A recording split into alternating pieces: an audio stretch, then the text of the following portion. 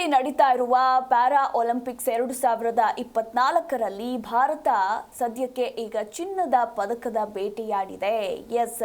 ಈ ಕ್ರೀಡಾಕೂಟದಲ್ಲಿ ಭಾರತದ ಪದಕ ಬೇಟೆ ಮುಂದುವರೆದಿದ್ದು, ಜಾವೆಲಿನ್ ಥ್ರೋ ಫೈನಲ್ನಲ್ಲಿ ಭಾರತದ ಸುಮಿತ್ ಅಂಟಿಲ್ ಅಗ್ರಸ್ಥಾನ ಪಡೆದು ಚಿನ್ನದ ಪದಕಕ್ಕೆ ಭಾಜನರಾಗಿದ್ದಾರೆ.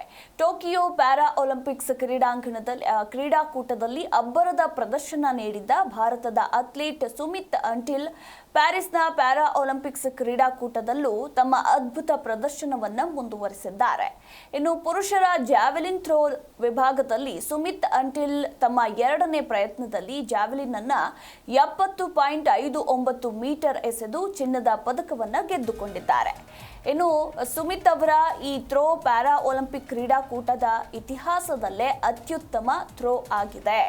ಇನ್ನು ಸುಮಿತ್ ಚಿನ್ನದ ಪದಕ ಗೆಲ್ಲೋದ್ರೊಂದಿಗೆ ಪ್ರಸಕ್ತ ಪ್ಯಾರಾ ಒಲಿಂಪಿಕ್ ಕ್ರೀಡಾಕೂಟದಲ್ಲಿ ಭಾರತದ ಪದಕಗಳ ಸಂಖ್ಯೆ 14ಕ್ಕೆ ಏರಿಕೆಯಾಗಿದೆ.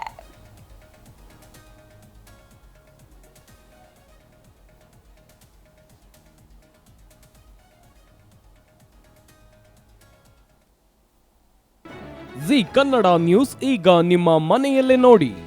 ಎಲ್ಲ ಕೇಬಲ್ಗಳಲ್ಲಿ ಈಗ ಲಭ್ಯ.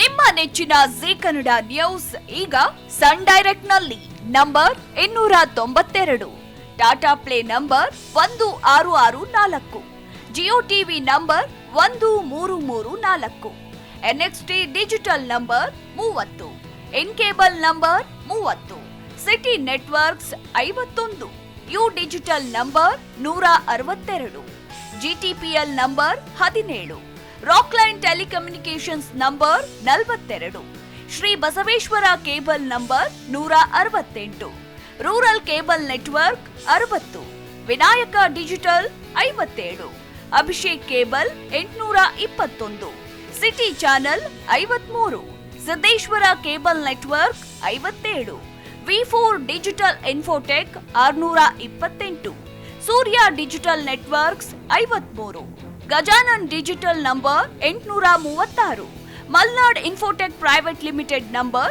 56, Metrocast number 830, victory digital number 167ರಲ್ಲಿ ನೋಡಿ ಆನಂದಿಸಿ.